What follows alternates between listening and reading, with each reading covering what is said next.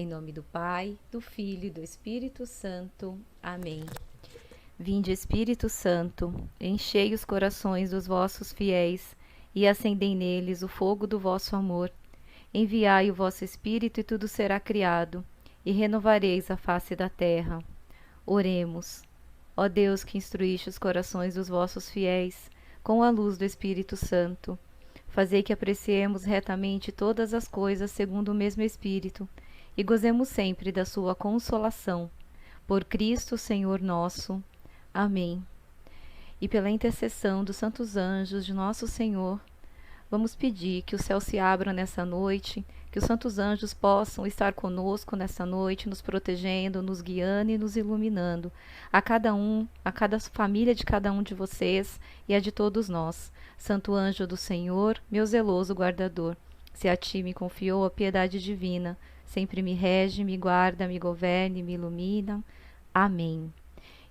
Estamos e permaneceremos reunidos em nome do Pai, do Filho e do Espírito Santo. Amém. Então vamos lá, vamos começar. Gente, eu vou parar um pouquinho de olhar aqui o chat, tá? Para não perder aqui a concentração, né? Então a gente vai começar. Hoje o tema que nós vamos falar, como tá aqui, né? Hoje a gente vai falar sobre os dons e os carismas do Espírito Santo. Vocês, né, que já viram o outro conteúdo, inclusive que eu mesma também dei, foi sobre o sacramento do crisma, onde a gente já introduz um pouquinho da ação do Espírito Santo, né, na vida do batizado, na vida do crismado, confirmado, e hoje a gente vai tratar com um pouquinho mais de detalhes sobre isso.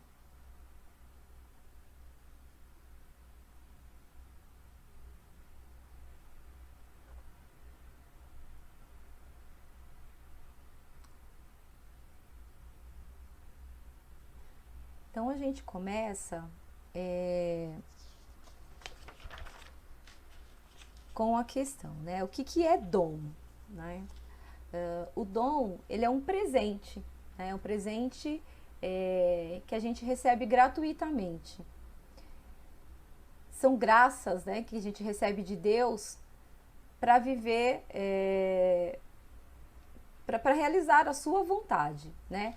Eles nos são concedidos gratuitamente pelo amor de Deus por nós, e somente por nossa vontade a gente pode impedir a ação da graça, né? Então, quando a gente fala que a gente está em estado de graça, né? Então, para receber a comunhão, por exemplo, né? A gente diz que precisa estar em estado de graça.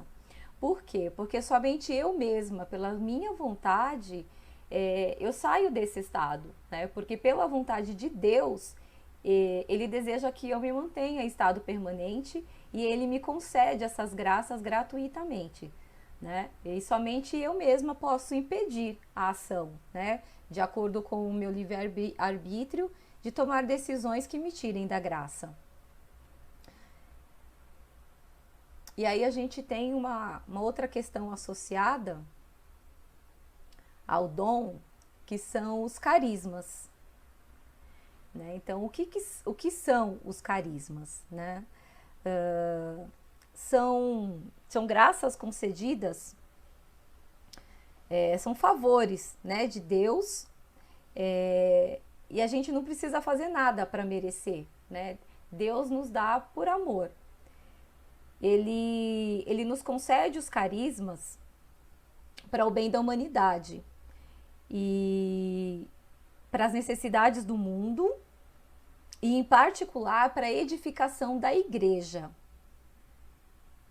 Ele tem, né, tem a base do carisma, são os dons do Espírito. O que eles fazem, né? O carisma, ele gera no indivíduo diversas formas de atuação como instrumento de Deus na igreja e no mundo. Então, para exemplificar, né? Os carismas são dons, né? E Deus, ele nos dá para que a gente possa agir no mundo, né? Agir no mundo, na comunidade, de forma a viver a vontade de Deus. E fazendo isso, né, de forma a santificar a vida do outro né? E a minha também. Mais para frente a gente vai se aprofundar um pouquinho aqui. E aí, né, tem uma palavra aqui que a gente ouve bastante, que é carismático, né? Ah, e tal pessoa é carismática. E o que quer dizer esse termo, né? O carismático é aquela pessoa que se utiliza dos dons e dos carismas para rezar, né? Para estar mais perto de Deus, para viver a vontade de Deus e conhecer essa vontade através da oração, né? Pela ação do Espírito Santo. Então, isso é quando a gente fala, ah, tal pessoa é carismática.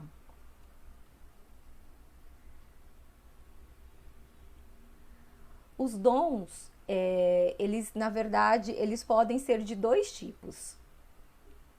Nós temos os dons infusos. Esse ele vem de interior, né? Que é para santificação pessoal. Por isso que ele é interior, ele é interior a cada indivíduo, né? E ele serve para sua santificação própria. E também nós temos os dons efusos, que são os dons de serviços. Esses a gente também conhece como dons carismáticos. A diferença, né, aqui nos dons efusos, esse ezinho, né, o ele quer dizer que é exterior. Ele serve para a santificação do irmão, para a santificação do próximo, e não para a minha própria santificação. Também veremos mais à frente os detalhes disso. Os dons infusos, como a gente, né, já disse aqui, de santificação pessoal, eles são 7 e a gente conhece eles um pouco mais, né, porque a gente já trata eles através de quando a gente recebe o Espírito Santo no batismo e no crisma, né? Então, esses são os chamados dons do Espírito Santo para a santificação do ser humano, né, do indivíduo, que são sabedoria, ciência, prudência, entendimento, fortaleza, temor de Deus e piedade. Eu vou passar rápido aqui porque a gente vai ver mais para frente em detalhes cada um deles. Os dons efusos, que são os carismáticos, né, eles são extraordinários, né, do Espírito Santo. E são dados aos membros da comunidade cristã para um proveito comum, para o proveito da comunidade, do grupo, do indivíduo, mas não de si próprio, né? Ele é dado para servir ao próximo, por isso que é chamado dom de serviço. Esse dom, que é um dom carismático, é a capacitação do Espírito Santo para que a gente possa fazer as mesmas obras que Jesus Cristo fazia, e ainda maiores, como o próprio Senhor nos diz no Evangelho de São João.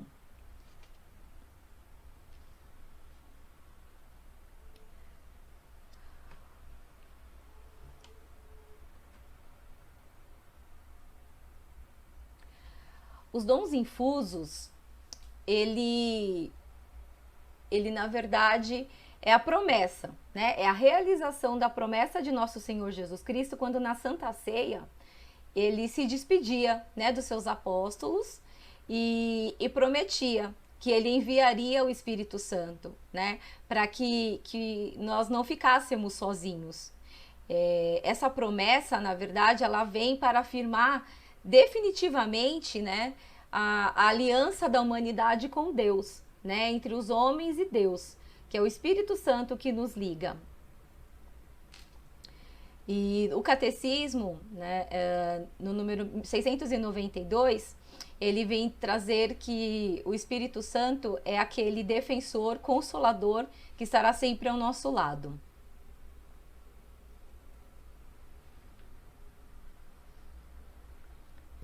Em São João, no capítulo 14, ele diz assim: e eu rogarei ao Pai, e ele vos dará outro paráclito. Então aqui começa a promessa, né? A promessa de Jesus a cada um de nós, através dos apóstolos, para que fique eternamente convosco. É o Espírito da verdade que o mundo não pode receber, porque não o vê nem o conhece. mas vós o conhecereis, porque permanecerá convosco e estará em vós. Não vos deixarei órfãos, voltarei a vós. O Paráclito, o Espírito Santo, que o Pai enviará em meu nome, ensina-vos-á todas as coisas e vos recordará tudo o que vos tenho dito.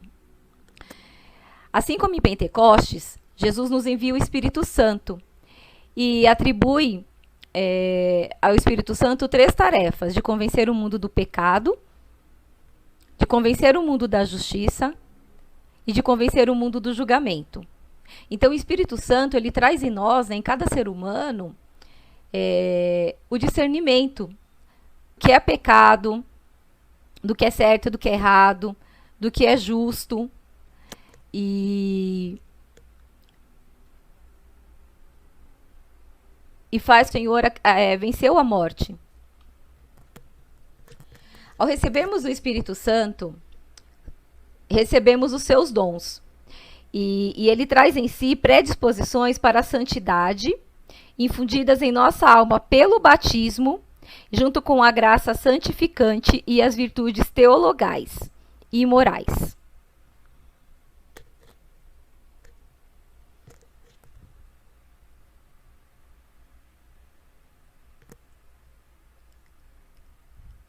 Marie, eu tô falando aqui mais próximo agora, tá? Do fone, acho que melhorou, né? É que eu tenho que falar bem pertinho aqui do microfone. Vou falar assim e aí melhora o som para vocês, tá? E que dons são esses, né? Quais são esses 7 dons? A tradição da igreja, em Gálatas, ela enumera 12 dons. E em 1 Coríntios, ele fala em 9 dons. Esses 9 dons são os dons que a gente vai ver mais para frente, que são os dons carismáticos. Porém, nós temos como número perfeito o número 7, né, universal, que simboliza a totalidade, como podemos ver. Os 7 sacramentos, 7 pecados capitais, 7 obras de misericórdia, e também os 7 dons do Espírito Santo, que foram 7 que a gente já viu ali, né? Que são os 7 dons infusos. A plenitude dos dons, ou seja, a característica de cada dom, né, na sua plenitude, somente pertencem a Deus. Só Deus tem os dons em plenitude.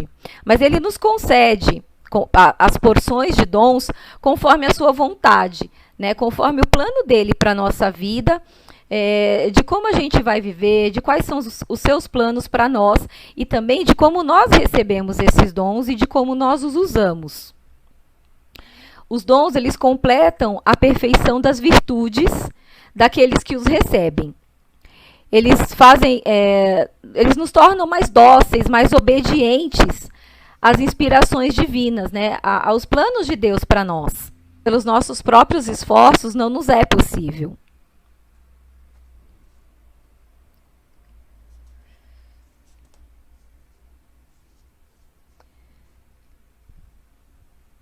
São Pedro Julião disse que é dogma de fé acreditar que sem o auxílio do Espírito Santo, não podemos ter um pensamento sobrenatural, apenas naturais.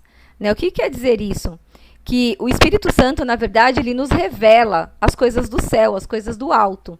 Que simplesmente pela nossa razão, que simplesmente pelo nosso entendimento, pelo nosso conhecimento, não nos é capaz conhecer.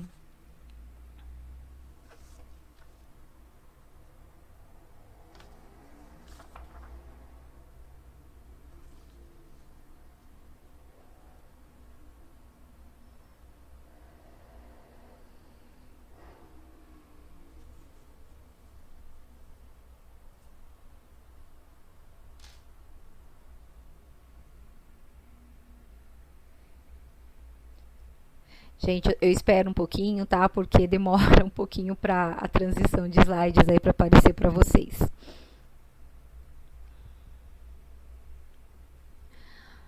Vamos lá. Então, agora a gente vai... eu não vou passar aqui, tá? O detalhe de cada dom, porque a gente tem bastante coisa para ver, tá?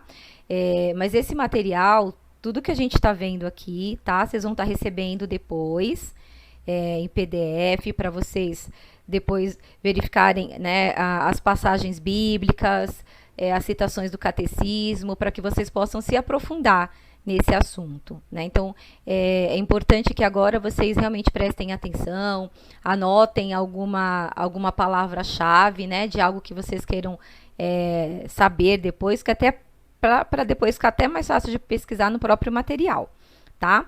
Então, eu vou falar aqui de alguns deles, em alguns eu vou me deter um pouco mais, mas a maioria eu vou passar só com algumas características principais, tá? Então, vamos lá. Os 7 dons infusos, que são os dons internos, né, aquele dom para nossa santificação, para a santificação do indivíduo, do ser humano, a gente tem aqui o primeiro deles, que é o dom da fortaleza. Né? Fortaleza, ele já nos remete aí à força, né, à proteção. E aí a gente tem aquele célebre versículo, né, de Filipenses 4, tudo posso naquele que me fortalece. E essa aqui é uma das maiores verdades da nossa fé, né? Porque em Deus, né, como a gente vê em outras passagens assim, a palavra de Deus, ela nos fala, né, que com Ele o nosso fardo se torna leve, né? Então, por essa virtude, né, por esse dom do Espírito Santo, que é o dom da fortaleza, ele nos capacita a passar pelas tribulações da vida, né? Nosso Senhor Jesus Cristo, ele nunca disse que o cristão teria uma vida leve, que tudo seria fácil, né? Pelo contrário, ele diz, quem quer seguir, pegue a sua cruz e me siga. Né?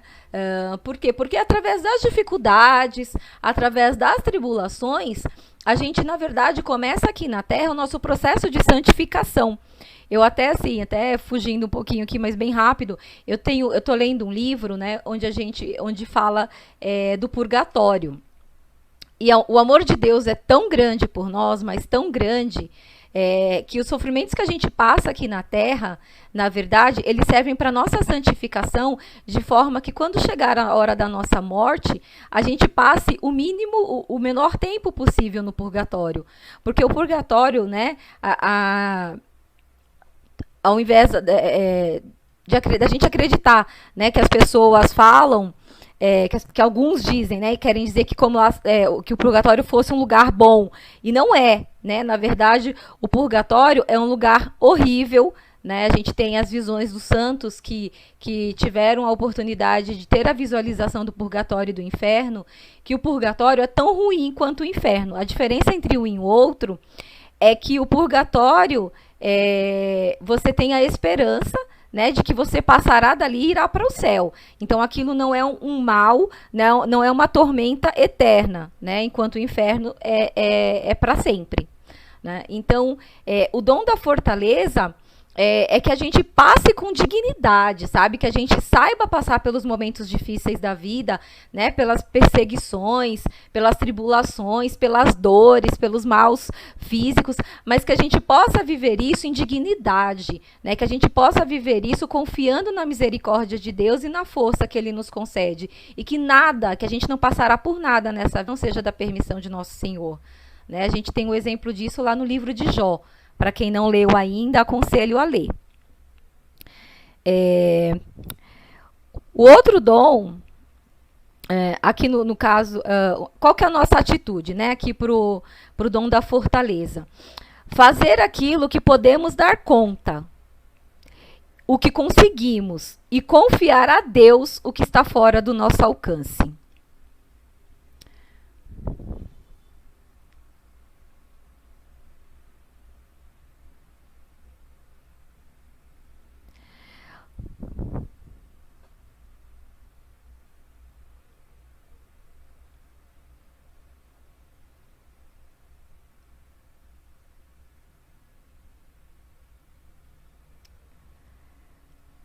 Bom, eu vou falando aqui, que está demorando um pouquinho para aparecer para vocês o segundo dom, que é o dom de ciência.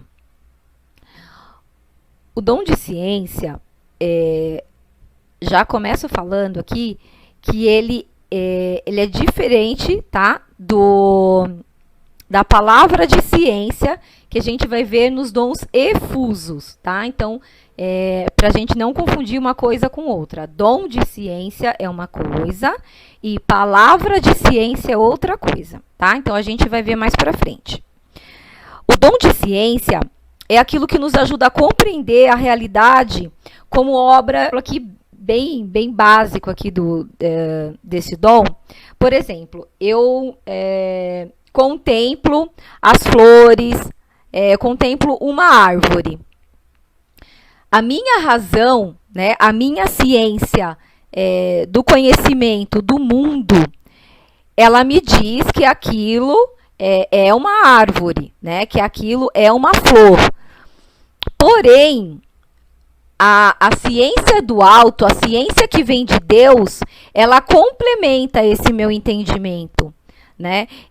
Ela complementa me informando que aquela flor, né, aquilo é obra, é criação de Deus, né?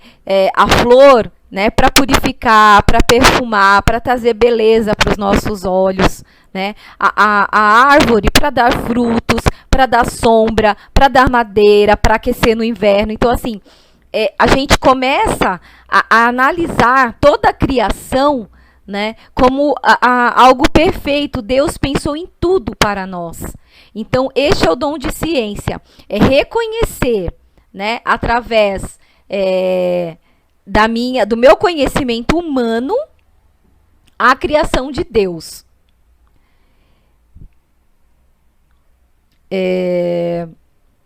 Ele me ajuda, né, na verdade, a contemplar, né, contemplar a criação de Deus e me unir, né, mais perfeitamente a Ele, né, porque quando eu tenho aquela análise, né, vou dizer assim, de tudo que Deus criou para que a minha vida fosse perfeita, né, então assim, o dom de ciência, ele me dá este conhecimento, né, essa capacidade de ver como Deus criou tudo para que nós tivéssemos tudo que nos é necessário.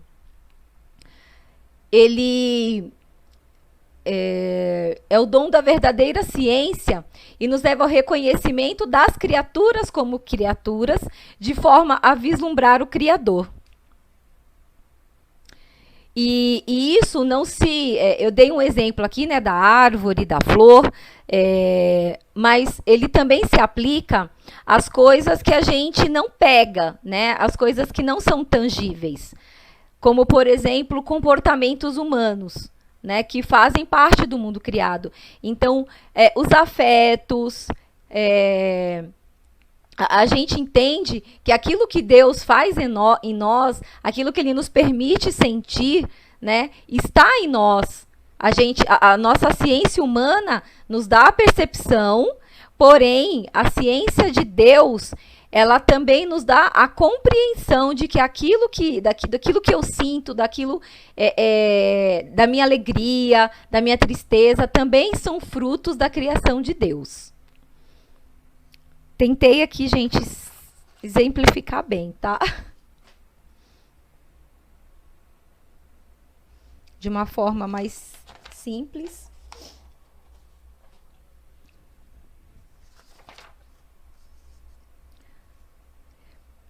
E antes de aparecer para vocês, eu já vou dar continuidade aqui para a gente não se demorar muito. Nós temos também o dom da sabedoria. A sabedoria,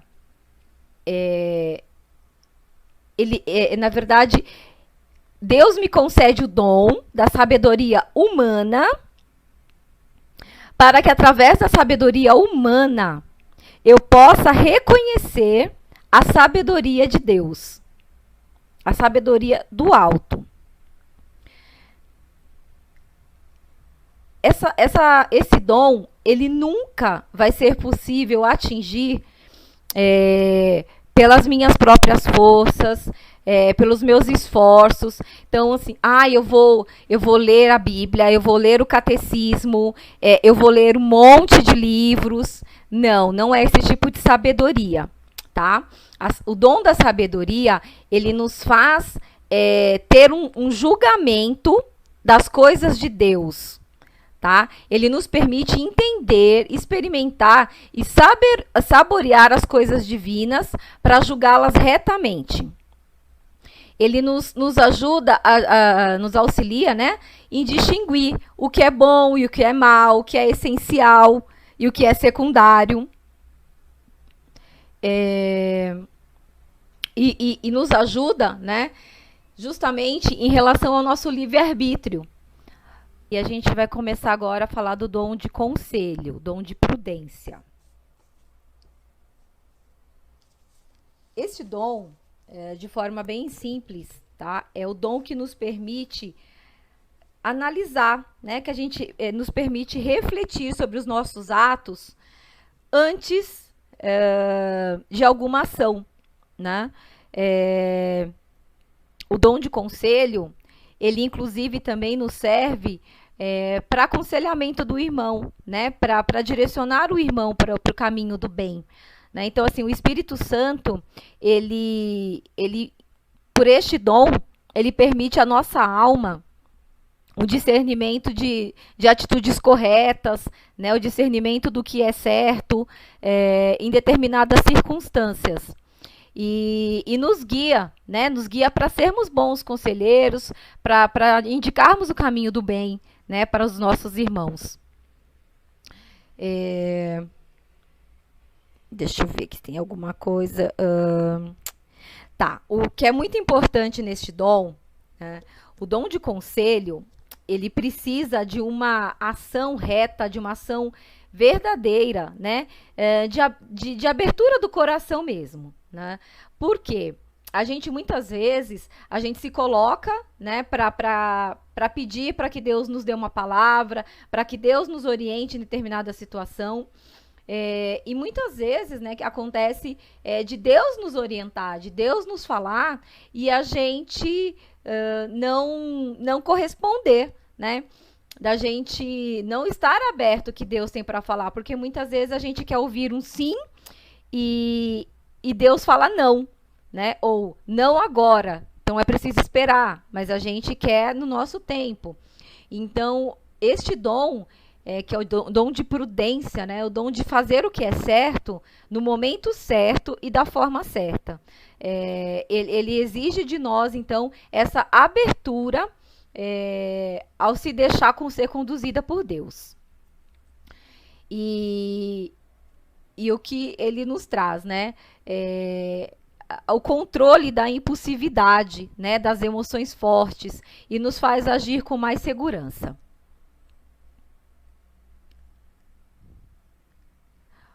Continuando, nós temos o dom de entendimento, que é o dom da inteligência. É o dom de compreender o sentido das coisas de Deus. Ele faz com que a gente creia, né? Além de crer pela fé, ele nos faz compreender pela razão o agir de Deus, né? Então, é através deste dom do entendimento, que a gente, né, então vocês, por exemplo, crismandos que estão aprendendo aqui as doutrinas da igreja, as verdades, os dogmas de fé, o magistério, né, tudo que a nossa igreja tem através da tradição e que nos é colocado, que nos é informado, esse dom de entendimento, ele nos faz compreender, né, pela razão, aquilo que é verdade de fé. Né? Então, por compreender o amor de Cristo pela humanidade. Né? Por que alguém, né? Por que Deus enviou o seu Filho para morrer por nós, né? Numa cruz. Então, ele faz a gente compreender esse amor maior. Né? Que simplesmente pela razão não é possível. Por que alguém faria tamanho sacrifício? Né? Outra ação, né, do dom de entendimento a gente compreender e a gente exercitar a fé no mistério da transubstanciação, né? No milagre da Eucaristia. Do sacramento, por exemplo, do sacramento da reconciliação, né? Que através da confissão nós temos os nossos pecados perdoados por Deus Pai.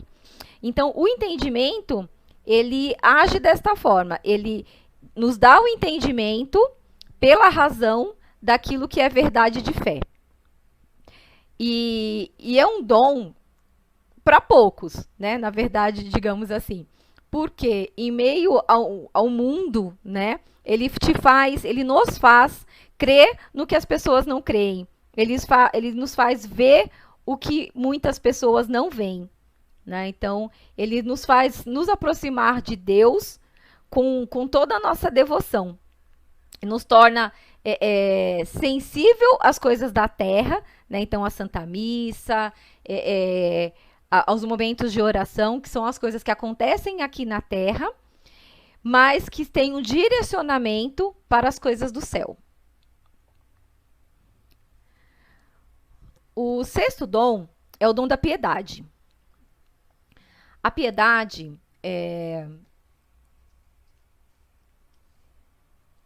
ele é um dom muito intrínseco, né? É algo realmente muito interno.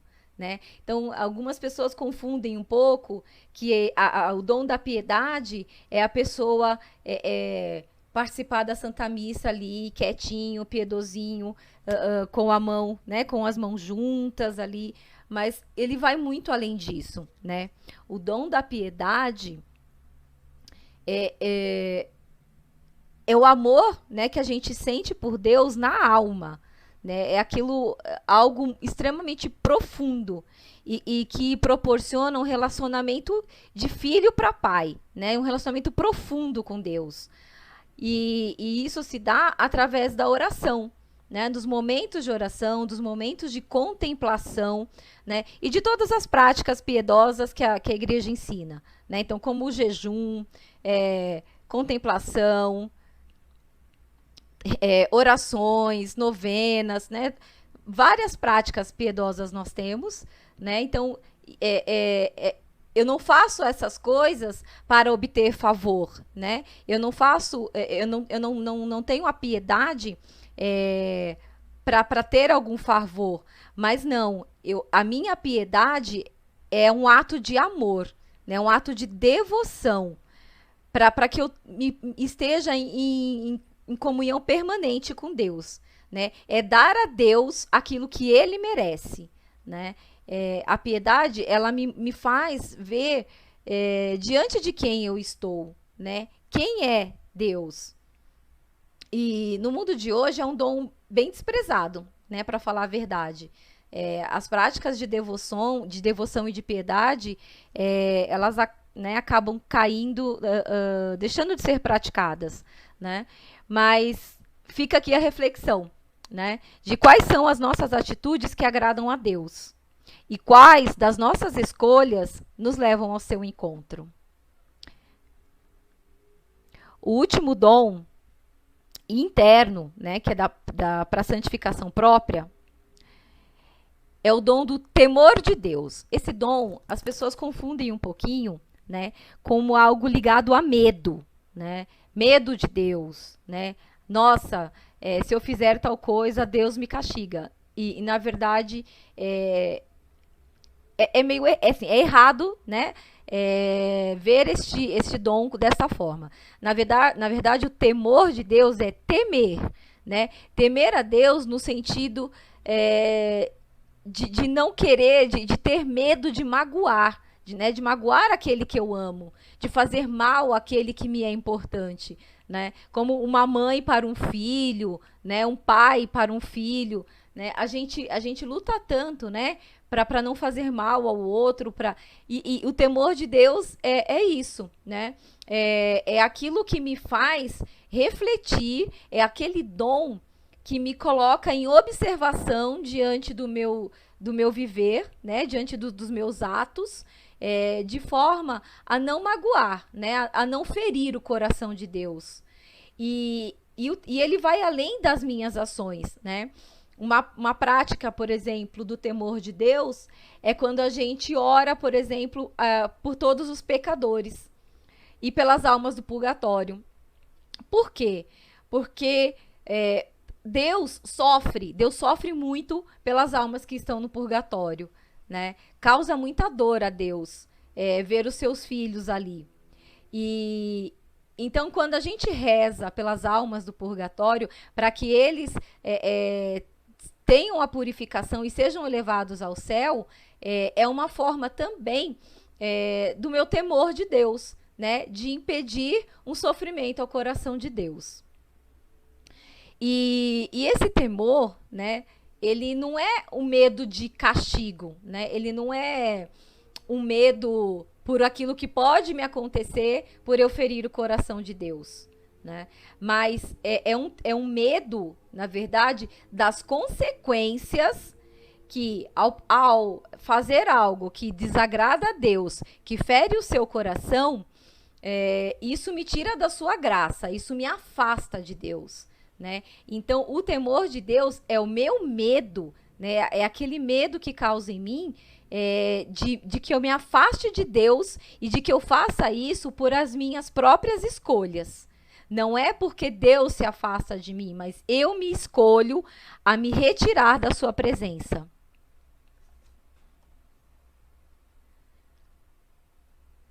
Dessa forma, né? Então, esse dom, ele me ajuda a me afastar do pecado, né? E não por medo do castigo, mas pela consciência de que ao me afastar de Deus, eu me perco, né? Eu me perco de Deus por livre e espontânea vontade.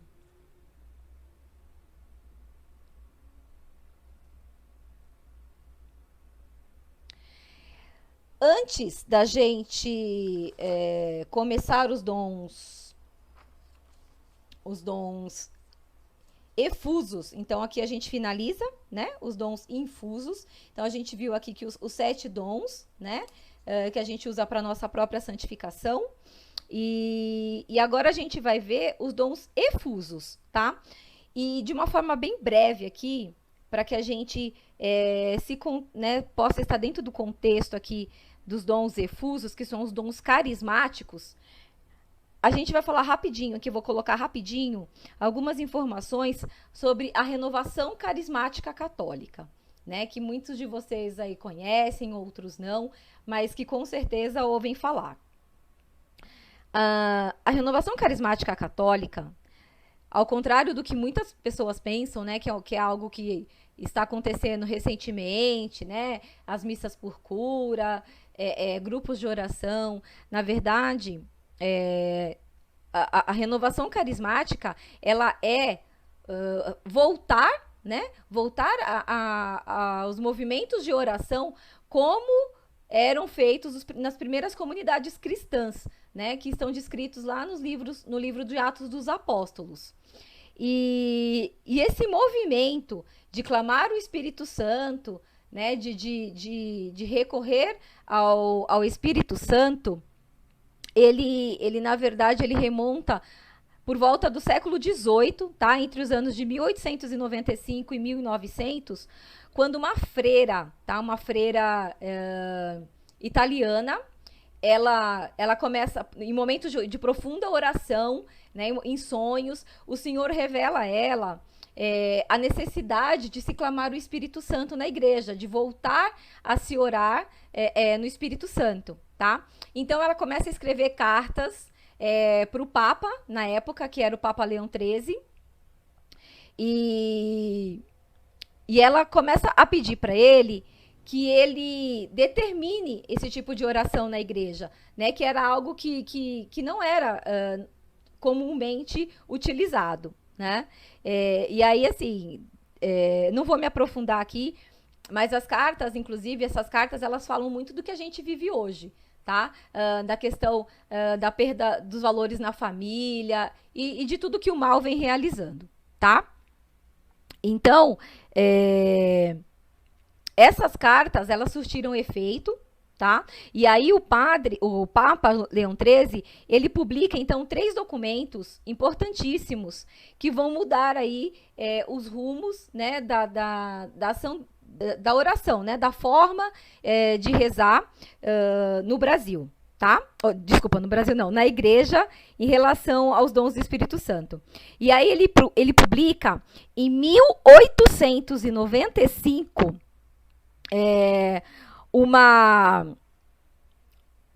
um documento, né, onde ele coloca a obrigatoriedade da igreja como um todo realizar a novena de Pentecostes entre as festas da Ascensão e de Pentecostes, que é o que a gente realiza até hoje, né? Então, ali, depois da Páscoa, a gente começa a viver esse tempo da preparação para o dia de Pentecostes, que acontece ali mais ou menos em 50 dias depois da Páscoa.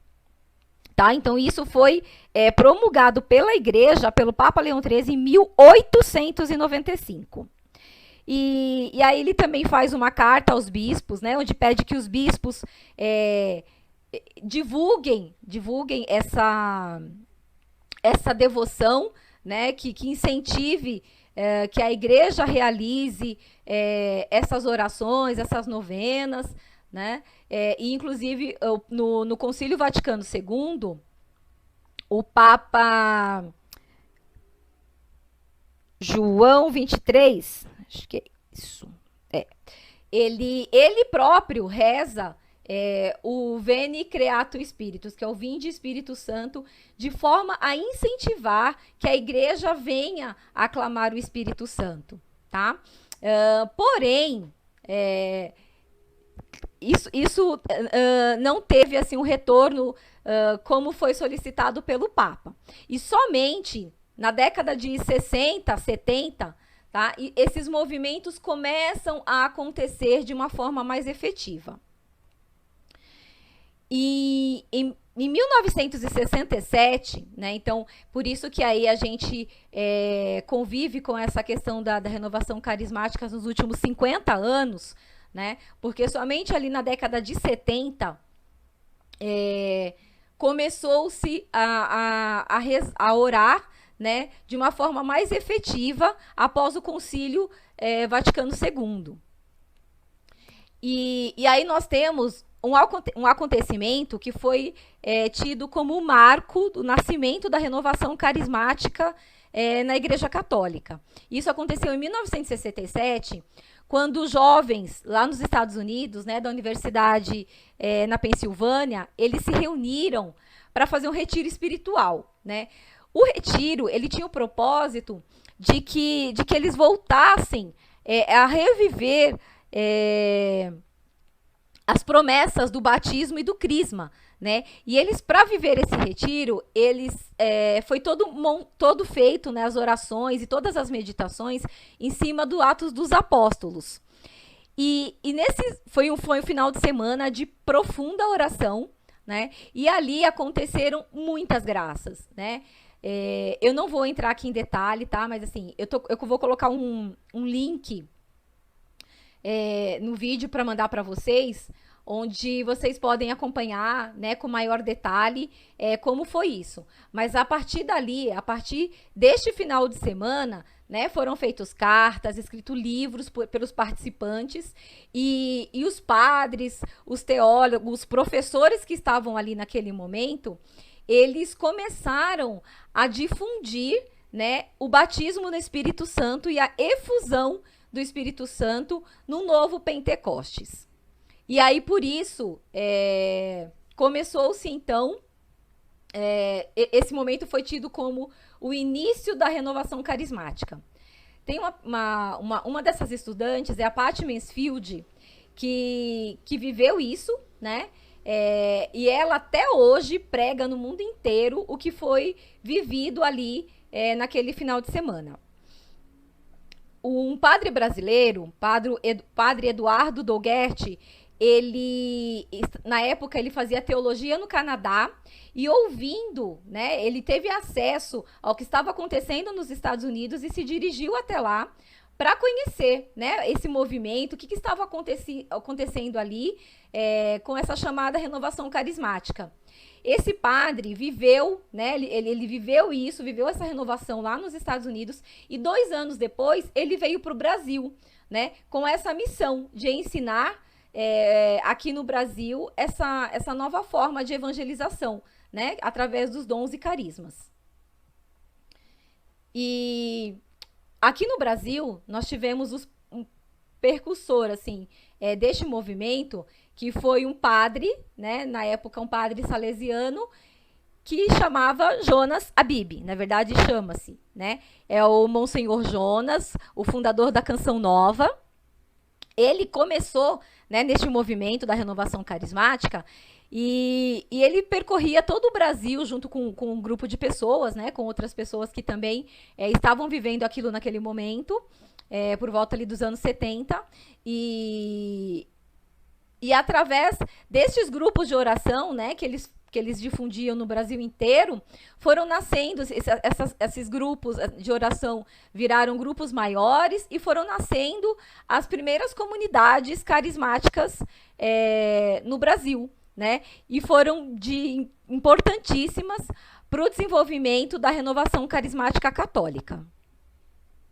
Então, foi dessa forma que a renovação chegou até nós. Mas o que quer dizer tudo isso? Né? Então, assim, a renovação carismática é um movimento que chega com o intuito de reviver a espiritualidade dos Atos dos Apóstolos, os primeiros cristãos, onde eles recentemente tinham acabado de viver o Pentecostes, tinham acabado de viver o episódio do cenáculo, né, onde eles estavam ali, se colocaram em profunda oração, e Deus, né, Jesus enviou o Espírito Santo. E a partir de então, eles passaram a evangelizar no mundo inteiro, né? Então, a gente tem ali o episódio, a gente fala, onde eles começaram a falar todas as línguas, né? E partiram aí para o mundo inteiro, né? Para os 5 continentes. E a renovação carismática, sendo um movimento, né? Então, assim, a renovação carismática, ela não é algo alheio à igreja, tá? Ele é um movimento dentro da igreja, tá? Então, o que acontece? Ele obedece a tudo que a igreja tem. Então, ao magistério, à tradição, às sagradas escrituras, só que ele vai além, né? Além dele obedecer como toda a igreja, ele realiza essa obediência, ele realiza essa forma de ser igreja, de ser cristão, com algumas características próprias na maneira de rezar, de louvar e de evangelizar. Para isso, né, então, esse movimento, né, os carismáticos, eles se utilizam dos dons efusos, né, que são os dons de serviço, que são os dons, como a gente já falou, que nos servem, né, que nos orientam para a santificação do outro, né, para levar Deus para a vida do outro. Então, como que a gente pode definir os dons efusos, tá?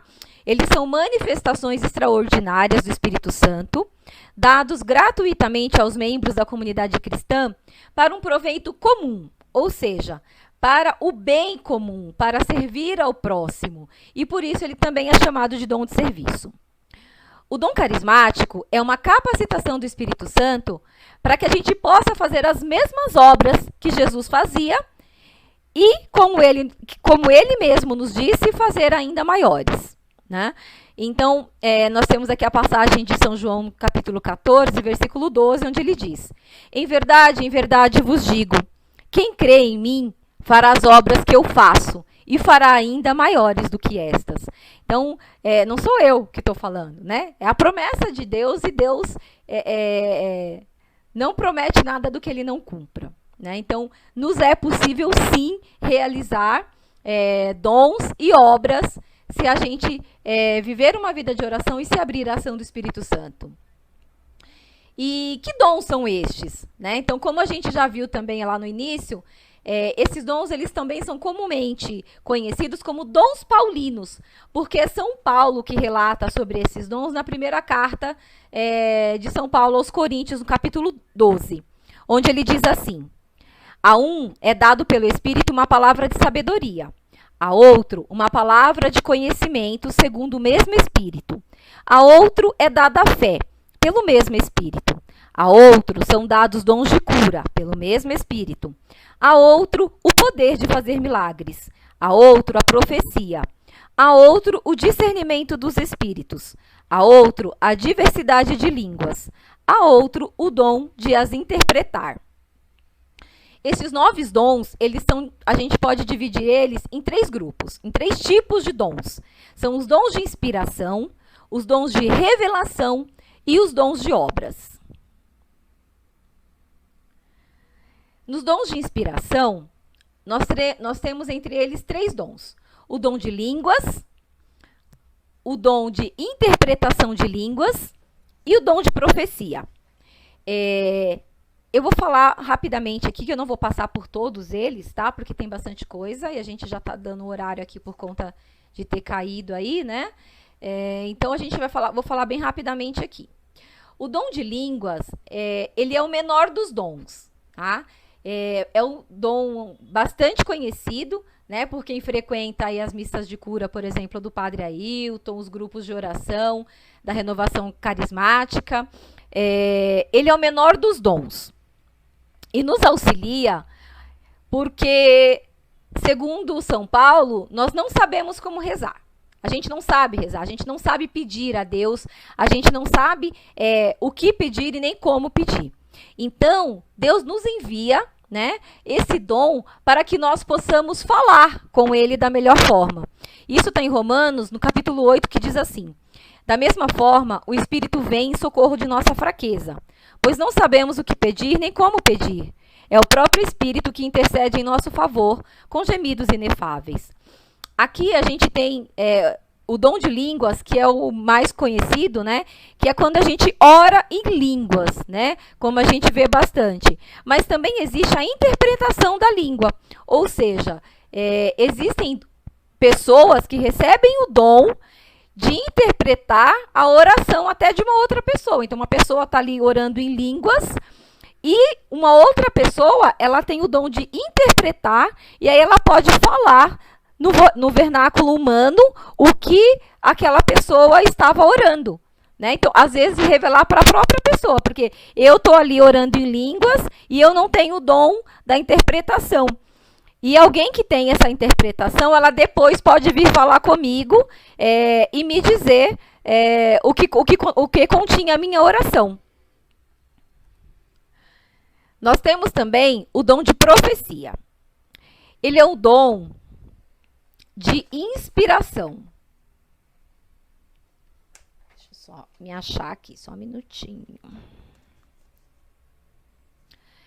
Ele é o dom no qual Deus manifesta o seu querer e o seu pensar para um determinado grupo, né? Para uma pessoa, utiliza-se de alguém para fazer isso, né? Então, também é um dom bastante conhecido, né? Principalmente quem vai em grupos de oração, em missas por cura, né? Onde a pessoa que tem esse dom, né, é utilizada por Deus para passar uma mensagem para aquele grupo, para as pessoas que estão ali em determinado local, né? Ele sempre vem na primeira pessoa, essa profecia, ela sempre é pronunciada na primeira pessoa, né, no singular. Por quê? Porque é o próprio Deus quem fala, né, no momento ali de profunda oração, e normalmente é prosseguido por um silêncio, tá? A profecia, ela não é adivinhação. E é preciso ter muito cuidado. Em Deuteronômio, por exemplo, a gente vê essa questão do cuidado, onde diz assim, que Deus condena o ocultismo. E em Mateus 24:11, Jesus diz: levantar-se-ão muitos falsos profetas e seduzirão a muitos. A profecia, ela pode ser em línguas ou em linguagem vernacular, ou seja, ela pode ser tanto pronunciada através da oração em línguas, como eu disse aqui no outro ponto, e pode ser interpretada, ou ela pode ser realmente pronunciada na linguagem humana. Tá? Aqui na questão do dom de profecia, esse cuidado que a gente deve fazer, é preciso que a gente tenha vida de oração, né? E até usando ali dos dons infusos, né? Dos dons interiores, para que a gente, através do Espírito Santo, consiga identificar, né? Ali pelo dom do entendimento, quando aquilo que a gente está recebendo de alguma pessoa é de fato uma profecia, né? Por quê? Porque existem, infelizmente, pessoas que se aproveitam da boa fé, que se aproveitam da inocência, do desconhecimento, para tentar, né, enganar, e às vezes fazem isso simplesmente por vaidade, né, porque querem ser inseridas ali em algum grupo da igreja. Então, o dom da profecia é muito importante, a questão da vida de oração, não só para o profeta, né, para aquele que tem esse dom e que pronuncia, mas também para nós, né, para nós cristãos que participamos desses movimentos, né, que estamos ali em retiros, em grupos de oração, em missas por cura, né, para que a gente de fato receba a palavra que Deus tem para nós, porque Deus fala, tá? Isso é fato. E como fazer para identificar, né, essa verdade do dom de profecia? O que é muito importante é que o dom de profecia, né, quando uma profecia ela é proferida, ela traz consolo e ela gera paz e esperança, né? Um dom de profecia, ele não vai tirar o seu sossego, né? Uma profecia lançada sobre a sua vida não é para acabar com a sua vida, né, mas para te erguer, né, para te consolar, para te trazer esperança. Ela também, ela faz exortação, ela traz aconselhamento. Então, assim, ela não chama a atenção, né? Então, Deus avisa, não é para fazer tal coisa, né? Cuidado com aquela vizinha, né? Cuidado com as pessoas que vocês estão colocando dentro da sua casa, né? Como diz o padre Ailton, mulher, cuidado com o demônio de saia dentro da tua casa, né? Tá ali atiçando o seu marido. Então, assim, ela aconselha, ela exorta, né? Ela nos dá direcionamento. E ela também edifica, né? Ela instrui e faz crescer. Então, uma profecia, para a gente ter como verdadeira, ela tem que trazer essas características, né? Então, a edificação, né? Então, assim, ela faz crescer na verdade de Deus, nos faz crescer na fé. Quando a gente está ali desanimado, quando a gente está perdido, né? Nos trazer força, nos fazer ver além, né? E por outros meios. A verdadeira profecia, isso é importantíssimo, né? Como a gente disse, a renovação carismática, ela faz parte da igreja, ou seja, ela segue tudo que a igreja determina. Então, ela é fundamentada na palavra de Deus e está de acordo com o magistério da Igreja Católica. Ou seja, uma profecia, ela não pode falar para você assim, não é para vocês irem na missa de domingo. Fique com a sua família. Domingo é dia da família. Domingo é dia de você se divertir, de você descansar. Você tem esse direito. Ou seja, ela está contradizendo um dos mandamentos, né? Então, isso não é profecia, né? Porque a profecia verdadeira, ela vai de encontro com a verdade de Deus, da igreja e do magistério, tá? E ela serve para a glória de Deus, para o fortalecimento da fé e, acima de tudo, né, para trazer paz ao coração. Nós temos também o dom de revelação. Gente, esse daqui tem bastante conteúdo, tá? Como vocês vão receber o material, eu vou dar uma passada aqui por ele, eu só vou falar o que é esse dom, tá? O discernimento dos espíritos, ele é o dom que nos ajuda a discernir se um dom é verdadeiro ou falso, né? Então, assim, se uma profecia é verdadeira ou falsa. Então, o discernimento dos espíritos, ele é uma espécie de vigia de todos os outros dons, né? Ele faz com que a gente consiga identificar se um dom é falso ou verdadeiro, né?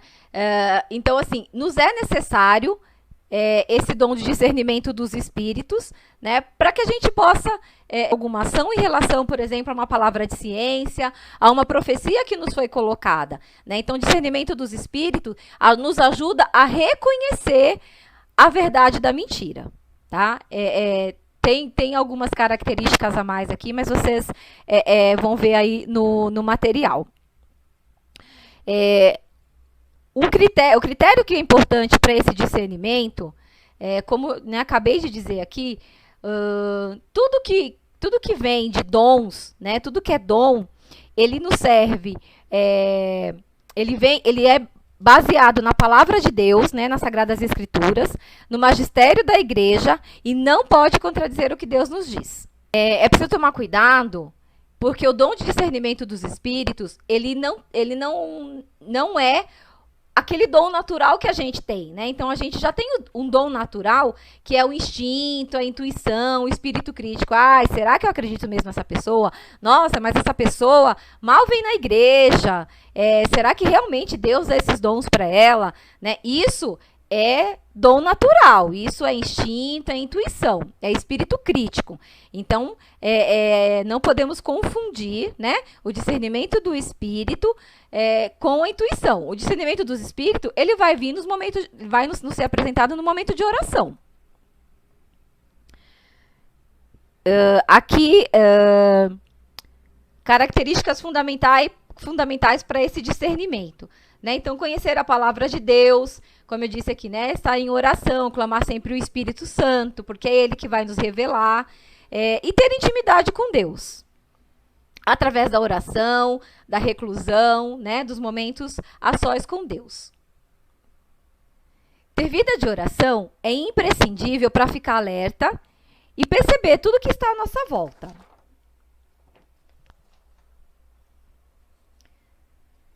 Ter cuidado com falsas profecias, o nome de Deus em vão. Por vaidade, o espírito humano leva a falar de uma sabedoria que não se tem. Existe uma oração de São Paulo, em Filipenses, que diz assim: Isso eu peço a Deus, que o vosso amor cresça ainda e cada vez mais, em conhecimento e em toda a percepção, para discernirdes o que é melhor. Assim, estareis puros e sem nenhuma culpa para o dia de Cristo. Né? Então, é necessário que a gente tenha uma oração, que a gente peça essa vigia. Né? E outra coisa que é extremamente importante é não ter medo de ser usado por Deus. Né? Deus, ele dá os dons a quem ele quer, da forma que ele quer, né? E para o propósito que ele deseja. Então, assim, alguma pessoa pode ter todos os dons? Pode. Pode não ter nenhum? Pode. Né? Então, assim, os dons, eles não são concedidos por Deus conforme a sua vontade e para o propósito a que ele nos confiar. Né? Então, se Deus está te dando dom, né, de profecia, dom de proclamar, dom de exortar, e você guarda para si, né? Você não fala, você tem medo, você duvida se aquilo de fato deve ser pronunciado, Deus também tira. Né? Por quê? Porque os dons carismáticos, eles são para serviço do próximo, para a edificação da igreja, né? Para fortalecimento da fé. Se Deus te dá o dom e você não utilizar, né? Então ele acaba lhe tirando este dom. Né? Então é muito importante não reter a mensagem que ele nos dá, não ter medo de deixar ser conduzido pelo Espírito Santo. E uma prática que nos ajuda muito é orar em línguas. Orar muito, muito, muito, muito em línguas o tempo todo, né? Tá varrendo a casa, tá fazendo, né? Tá trabalhando. Orar muito em línguas. Por quê? Porque através da profunda oração, Deus começa a conceder dons e esses dons vão crescendo através da intimidade que a gente começa a ter com Deus. Um outro dom que é bastante conhecido é o dom da palavra de ciência. Tá? diferente. Ele é de aqui. É um dom pelo meio do qual recebemos do Espírito Santo uma revelação de algo que é do conhecimento de Deus, a fim de liberar a graça e o poder de Deus. É algo sobrenatural, revelado pelo Espírito Santo, a respeito de um fato ou de uma situação. A palavra de ciência, ela é extremamente conhecida, né, nas missas por cura, por exemplo, né? Então, quando a gente vê ali, né, o padre falando, né, de curas que estão acontecendo, revelando libertações, né, de vícios, libertação de pecados, quando os irmãos, no momento ali que o padre está passando ali, né, com o Santíssimo, onde eles falam que o Senhor deu uma visualização, onde eles veem alguma determinada cena, isso é palavra de ciência, tá? Então, é a manifestação de Deus, ele utiliza de alguém para pronunciar algo que é do conhecimento dele para uma situação que está acontecendo naquele momento. De que forma pode se manifestar o dom de ciência? Né? Então, como eu exemplifiquei aqui, o dom de ciência ele pode acontecer através de visualização, né? Então, assim, uma imagem, uma cena, através de palavras, né? Então, eu já presenciei vários relatos de grupos de oração, o Senhor dá uma determinada palavra e aquela palavra fazer todo sentido para uma outra pessoa que estava ali rezando, né? Que a pessoa pedia uma palavra e Deus vai dar uma palavra, então às vezes numa única palavra, e isso pode ser tanto ouvindo, né? A pessoa que tem o dom, ela pode ouvir de Deus a palavra, ou ela pode ver, né? Visualizar um letreiro, alguma coisa assim. Sentimentos, né? Então a pessoa é invadida por sentimento que não estava sentindo antes, né? Então formigamento, um calor excessivo, uma palpitação, né? Arrepios, sopro na nuca, gente, isso é mais comum assim do que vocês possam imaginar, tá? Uma alegria, vontade de chorar, vontade de rir. Né? Então, esses são sentimentos. E sintomas físicos, né? Na verdade, eu falei aqui do calor, do frio, mas isso são sintomas, não são sentimentos. Né? Os sintomas físicos, então a palpitação, o calor, frio, tontura, né? Então, tudo isso são sintomas físicos. Tudo isso fazem parte do dom de ciência, né? Da manifestação do dom de ciência. E ele, na verdade, o que ele quer trazer? Né? Esse dom, ele revela o diagnóstico de uma determinada situação. Né? Ele fala a causa do que está acontecendo ali. Né? Não é um dom de cura. Né? Ele pronuncia a causa, por exemplo, de um mal e revela que Jesus está curando. Né? Que Jesus está curando naquele momento. Mas não é a cura em si. Né? Ele revela que Jesus está curando. E a palavra de ciência, ela nos leva à oração. Né? Por quê? Porque a partir do momento que Deus realiza, né, essa manifestação, que ele te faz ter essa sensação de que ele lhe trouxe algo, a gente acaba buscando a Deus. Né? A gente quer estar mais próximo dele para poder ouvi-lo com maior frequência, né? Para ter um maior direcionamento da vontade de Deus para a nossa vida. Porém, esse dom, né, ele tem um cuidado que é preciso ter antes de que seja proclamado. Né? Por quê? Porque o dom de ciência ele nunca pode ser utilizado para expor uma pessoa. Né? Então, assim, Jesus está me falando que a pessoa que está na minha frente de vestido tal, de roupa tal, de tal não sei o quê, acabou de fazer tal coisa. Né? Então, assim, o próprio Espírito Santo, ele nos dá esse discernimento, às vezes ele dá a palavra, mas a gente não proclama para não expor, né? E depois, em outro momento, você vai conversar com a pessoa e vai trazer e vai levar até ela a mensagem que Jesus nos deu, né? Naquele momento. Nesse mesmo sentido de revelação, nós temos a palavra de sabedoria. Tá? A palavra de sabedoria é uma palavra que dá um direcionamento para alguma ação a ser tomada, né? Então, diferente da palavra de ciência, a palavra de sabedoria, ela nos dá um conselho, uma direção de como fazer determinada coisa. Ela vem sempre de acordo com a palavra de Deus, os ensinamentos da igreja, pois trata-se de uma orientação divina, uma orientação do céu. Ela também se manifesta por meio de sentimentos, emoções, visualizações, sonhos, muito parecido com a palavra de ciência. A palavra de oração, de sabedoria, ela tem o objetivo de revelar um plano ou uma orientação de Deus, né, para uma comunidade, para um grupo, para uma família, né, para indicar rumos, e ela traz confiança, né, confiança de que, filho, vai lá e faz tal coisa, né. Por exemplo, eu devo abrir um novo negócio, eu devo mudar de emprego, né? Então, a palavra de sabedoria, ela direciona uma ação futura. Nós temos um exemplo aqui em Mateus, né? Mateus 1:20, onde José, ao dormir, né? Ele é avisado em sonho pelo anjo, leva sempre a oração.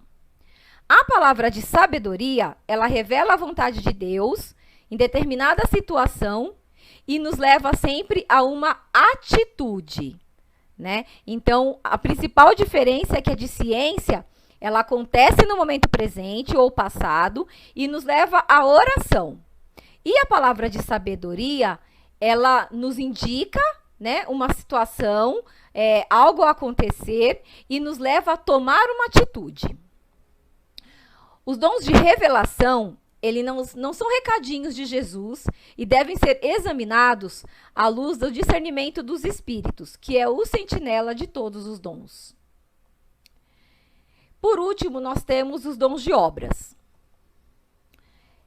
Os dons de obras são dons que, por meio da oração, provocam a manifestação do poder e da ação de Deus, de forma sensível e visível a todos, de modo a realizar algo que antes não existia. Então, dentro desses dons, nós temos os dons de fé, de cura e de milagres. Eu vou passar bem rápido aqui, tá? O dom de fé, né? Todos nós aqui, de uma certa forma, já temos um entendimento maior, né? Do que é fé, né? Que é acreditar, né? Acreditar em Deus, tudo que vem de Deus. E a gente pode dividir o dom de fé em 3 tipos, tá? A fé teologal. O que é isso? É a fé que a gente recebe no batismo e que nos leva a crer no Pai, no Filho e no Espírito Santo, na Santíssima Trindade. Na salvação, né? Então, é o mistério que nos é revelado da salvação e em todas as verdades reveladas na Sagrada Escritura, na tradição e no magistério da igreja. Então, assim, é aquilo que nos é passado, né, através das doutrinas, do magistério, do catecismo, das Sagradas Escrituras, é aquilo que está escrito. Fé, virtude, né, ou frutos do Espírito Santo. É a fé confiante, que nos leva à oração, aos sacramentos e à prática dos mandamentos. Busca a graça pela virtude. Cresce à medida que conhecemos a Deus e aderimos às suas promessas. Então, de uma forma simples, assim, a fé é virtude. É uma virtude confiar, né? Então, assim, Deus me dá a virtude da confiança, né? Então, eu vivo pela confiança em Deus. Né? É aquela fé na confiança de que eu tenho na ação de nosso Senhor. E a fé carismática, fé expectante. Essa daqui talvez não seja tão comum, né, ouvir, né, falar sobre ela, mas quando a gente lê aqui, a gente acaba identificando, né, ela no nosso dia a dia. É a fé ousada, que nos leva a uma confiança no amor e no poder de Deus, que desencadeia a ação divina, fazendo com que o inesperado aconteça. A fé que crê quando ninguém mais crê. Crê no impossível. É um dom especial de oração que nos faz acreditar que o Espírito Santo pode e quer nos usar. E isso nos leva a agir com audácia e firmeza. A fé expectante, ela se baseia na doutrina, né? Então, assim, na verdade da igreja, e é dada aos que vivem a fé teologal e a fé virtude, que são as duas anteriores. É indispensável para o uso dos outros dons, principalmente os dons de cura e milagres. O que é isso, né? É aquela fé que me leva a acreditar no sobrenatural de uma forma muito grande, né? É a fé que me leva a acreditar em algo que eu não posso tocar, que eu não posso ver, né? Que é simplesmente algo impossível humanamente, é impossível aos olhos daquele que não crê, né? Mas não é possível a Deus.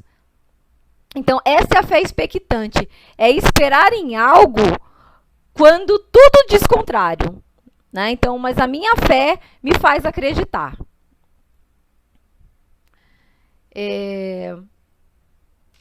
Aí nós temos o dom de cura, né? Então, o dom da fé, o dom de cura.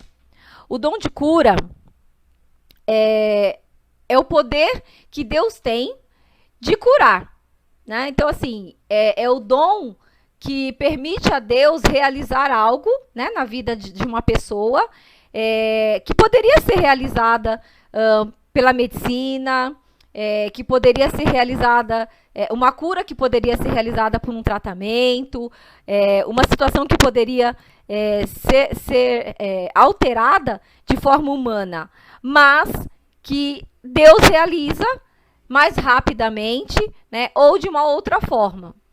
Então, esse é o dom de cura.